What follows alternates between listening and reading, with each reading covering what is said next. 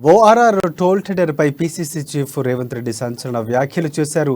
Delhi liquor scam కంటే ORR toll scam 1000 రెట్లు పెద్దదని ఆరోపించారు. ఢిల్లీ లిక్కర్ స్కామ్ తరహాలోనే ఓఆర్ఆర్ టోల్ స్కామ్ జరిగిందన్నారు ఆయన. లక్షల కోట్ల ఆస్తిని కేవలం 7,000 కోట్ల రూపాయలకు కట్టబెట్టారని విమర్శించారు. ఇక ఈ ఓఆర్ఆర్ టోల్ స్కామ్లో సీఎం కేసీఆర్, మంత్రి కేటీఆర్ పాత్రదారులు కాగా మాజీ సీఎస్ సోమేష్ కుమార్, ఐఎస్ అరవింద్ కుమార్ సూత్రధారులను కూడా రేవంత్ రెడ్డి ధ్వజమెత్తారు. ప్రజాధనాన్ని ఒక కుటుంబం దోపిడీకి పాల్పడితే విచారణకు ఆదేశించమని ఎందుకు బండి సంజయ్ గారు, కిషన్ రెడ్డి గారు లేఖలు రాస్తలేరు? ఇలా నేను చెప్పింది అదే, రఘునందన్ రావు చెప్పింది అదే. మరి కేంద్రంలో అధికారంలో ఉన్న వాళ్ళు ఢిల్లీలో 100 కోట్లు లంచం ఇచ్చిందని కేసులు కట్టినమంటుండ్రు. ఇవాళ 1,00,000 కోట్లు దోపిడీకి పాల్పడితే మీరు ఎందుకు కేసు చేస్తలేరు? లంచం ఇచ్చిన టీఆర్ఎస్ నాయకులను మేము పట్టుకున్నామంటారు, మంచిది, సంతోషం. లంచం ఇచ్చినందుకు పట్టుకున్నారు, బాగానే ఉంది. కానీ 1,00,000 కోట్లు లంచం తీసుకొని ఔటర్ రింగ్ రోడ్డుని 1,00,000 కోట్ల రూపాయల విలువైన ఆస్తిని కొల్లగొడుతున్న కల్వకుంట్ల కుటుంబం మీద మీరు ఎందుకు విచారణకు ఆదేశిస్తలేరని నేను అడుగుతున్నా. దీని వెనకాల ఉన్న గూడు పుటాని ఏంది అని చెప్పి ఔటర్ రింగ్ రోడ్డు దారి దోపిడీ దొంగతనం మీద మీరెందుకు విచారణకు ఆదేశిస్తలేరు? మీ సొంత ఎమ్మెల్యే కూడా రఘునందన్ రావు గారు ఫిర్యాదు చేసింది నిన్న సిబిఐకి. దీన్ని బండి సంజయ్ గారు, కిషన్ రెడ్డి గారు ఈ ఫిర్యాదును నమ్ముతున్నారా, నమ్ముతలేరా?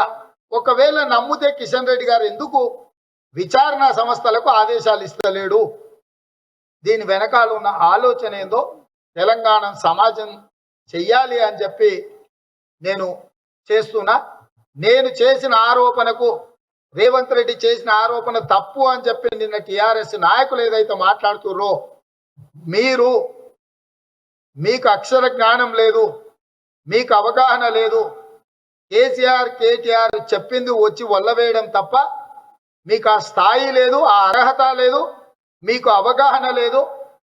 మీరు అనవసరమైన పెద్ద పెద్ద విషయాలలో మాట్లాడి మీరు కూడా ఇరుక్కోకండి అని చెప్పి ఆ ఇద్దరు శాసనసభ్యులకు నేను సూచన చేస్తున్నా. నేను ఇప్పుడు డిమాండ్ చేస్తున్న దీని మీద కేటీఆర్ స్పందించాలి. బీజేపీ, బీఆర్ఎస్ ఒకే తానులోని ముక్కలు, నాణ్యానికి బొమ్మ బొరుసు. మోడీ, కేసీఆర్ పేర్లు మాత్రమే వేరు, వాళ్ళిద్దరు అవిభక్త కవల పిల్లలు. వాళ్ళ బంధం ఫెవికాల్ బంధం, వాళ్ళని ఎవరు విడదీయలేరు.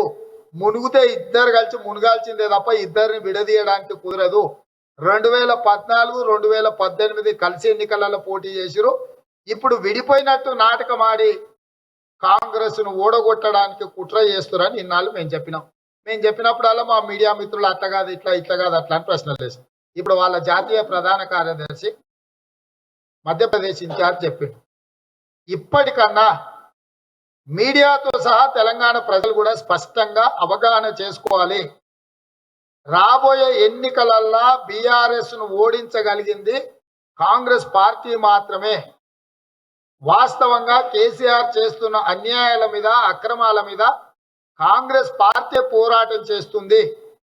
కాబట్టి రేపు జరగబోయే ఎన్నికలల్లా కేసీఆర్ వ్యతిరేక పునరేకీకరణ జరగాలి అని నేను చెప్పిన ఎంఐఎం అధ్యక్షుడు అసదుద్దీన్ ఓవైసీని నేను ప్రశ్నించదలుచుకున్న సూటిగా, నువ్వు నిలబడ్డ దగ్గర నీకు ఓట్లు వేయించుకొని నువ్వు మైనారిటీలకు ప్రాతినిధ్యం వహిస్తున్నా అని చెప్తున్నావు. సరే, దాంట్లో మాకు భిన్నాభిప్రాయాలు ఉన్నా, ఒక నిమిషానికి నువ్వు చెప్పిన వాదన ఒకవేళ మేము ఒప్పుకున్నా, మీ సూచనతోటి మైనారిటీలు టీఆర్ఎస్కు ఓట్లేస్తున్నారు.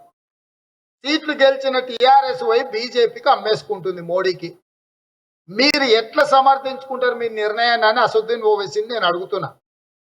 అసదుద్దీన్ ఓవైసీ గారు, మీరు చేసే ప్రక్రియల వల్ల మోడీ నాయకత్వం మరింత బలపడుతుంది.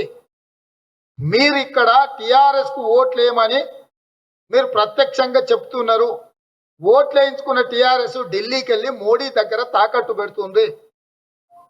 అంటే మోడీని నిలువరించాలి, మోడీని ఓడించాలి, మోడీ విధానాలకు వ్యతిరేకంగా పనిచేయాలనుకున్న క్రిస్టియన్ మైనారిటీ, ముస్లిం మైనారిటీ, దళితుల ఓట్లు కూడగట్టుకొని నువ్వు తీసుకెళ్ళి కేసీఆర్ కప్పచెప్తే కేసీఆర్ ఆ మూట తీసుకెళ్ళి మోడీకి తాకట్టు పెడుతున్నాడు. ఇప్పటికైనా మీకు అవగాహన కలిగిందా? ఒకవేళ కలగకపోతే భారతీయ జనతా పార్టీ జాతీయ ప్రధాన కార్యదర్శి ఏం చెప్తున్నాడో అసదుద్దీన్ ఓవైసీ గారు అవగాహన చేసుకోవాలి. రూపాయల